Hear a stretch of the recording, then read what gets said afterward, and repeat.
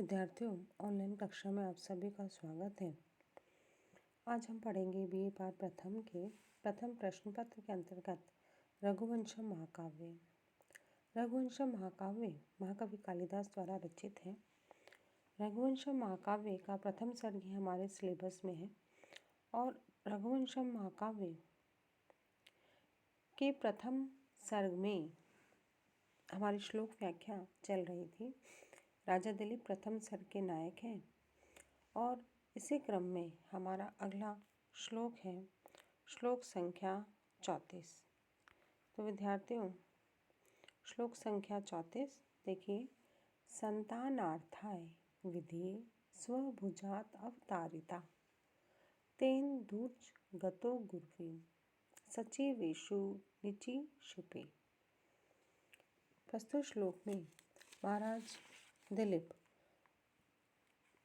जो कि पुत्र प्राप्त करना चाहते हैं, तो राजा दिलीप ने क्या क्या प्रयास किए हैं इसका प्रारंभिक विवरण यहाँ पर प्रस्तुत है कि संतान पाने के निमित्त कोई विशेष अनुष्ठान करने के लिए राजा दिलीप ने पृथ्वी का भारी बोझा अपनी भुजाओं से उतार करके मंत्रियों को सौंप दिया।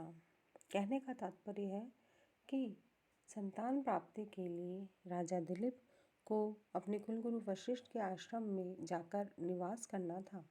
अतः अपने शासन का, अपने संपूर्ण राज्य की शासन व्यवस्था को उन्होंने अपने विश्वासपात्र और निपुण मंत्रियों के हाथों में सौंप दिया और उसके पश्चात उन्होंने वशिष्ठ के आश्रम की ओर प्रस्थान किया। तो विद्यार्थियों, भाषा शैली बहुत ही सरल है, अनुष्टुप छंद है, वैदर्भी शैली है। विद्यार्थियों, इसी क्रम में अगला श्लोक है अथाभ्यर्च विधातारम प्रयतो पुत्र काम्ययः तौ दंपति वशिष्ठस्य गुरुर्जगमतुः आश्रमम्। अथ यानी अब इसके पश्चात अनुष्ठान करने की इच्छा वाले राजा दिलीप और रानी सुदक्षिणा ने सर्वप्रथम अपने कुलगुरु महर्षि वशिष्ठ के आश्रम में पहुँचने का कार्य किया। तो पवित्र अंतःकरण वाले यानी जिनके अंतःकरण पवित्र हो चुके हैं, ऐसे पवित्र बने हुए पुत्र प्राप्ति की इच्छा से राजा दिलीप और रानी ने सर्वप्रथम प्रजापति ब्रह्मा की पूजा की। ब्रह्मा ही सृष्टि को उत्पन्न करने वाले हैं, अतः उन दोनों ने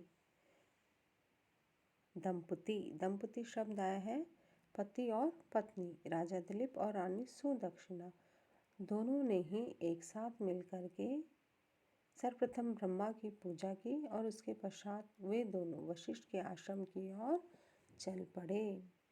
विद्यार्थियों, अनुष्टुप छंद है, वैदर्भी शैली है, भाषा शैली बहुत ही सरल है और सरस है। इसी के साथ अगले श्लोक की ओर हम चलते हैं। अगला श्लोक देखिए। स्निग्ध गंभीर निर्दोष में कम स्यंदनम आस्थितौ प्रावृषेण्यं पयोवाहं विद्युत ऐरावताविव।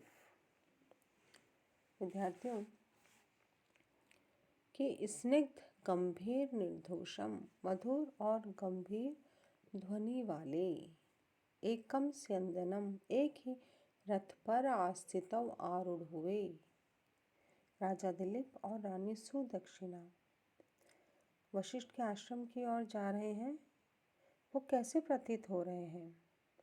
इसी क्रम में महाकवि कालिदास कह रहे हैं कि प्रावृषेण्यम यानी वर्षा काल के समय पयोवाहम मेघ, वर्षाकालीन मेघ पर आरूढ़ हुए विद्युत ऐरावतौ, विद्युत यानी बिजली और ऐरावत यानी इंद्र का हाथी।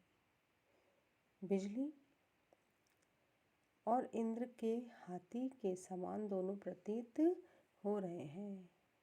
मनोहर और गंभीर शब्द करने वाले एक ही रथ पर आरूढ़ हुए राजा दिलीप और रानी सुदक्षिणा ऐसे प्रतीत हो रहे हैं जैसे वर्षाकालीन बादल पर चढ़कर बिजली और ऐरावत चलते हैं।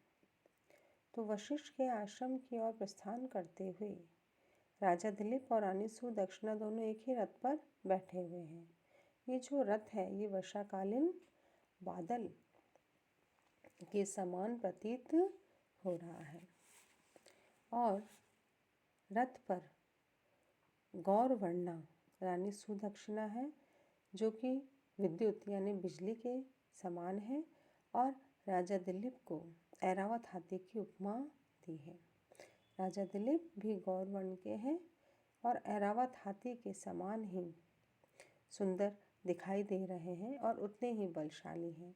तो ये जो उपमा दी है महाकवि कालिदास ने अत्यंत सटीक है। तो इस प्रकार से विद्यार्थियों जैसे वर्षाकालीन बादल पर बिजली और ऐरावत हाथी जा रहे हैं, ठीक उसी प्रकार से यहाँ पर रथ पर आरूढ़ होकर राजा दिलीप और रानी सुदक्षिणा वशिष्ठ के आश्रम की ओर प्रस्थान कर रहे हैं। विद्यार्थियों अनुष्टुप छंद है और वैदर्भी शैली है, उपमा अलंकार है। इसी के साथ हमारी यह कक्षा यहीं समाप्त होती है। धन्यवाद।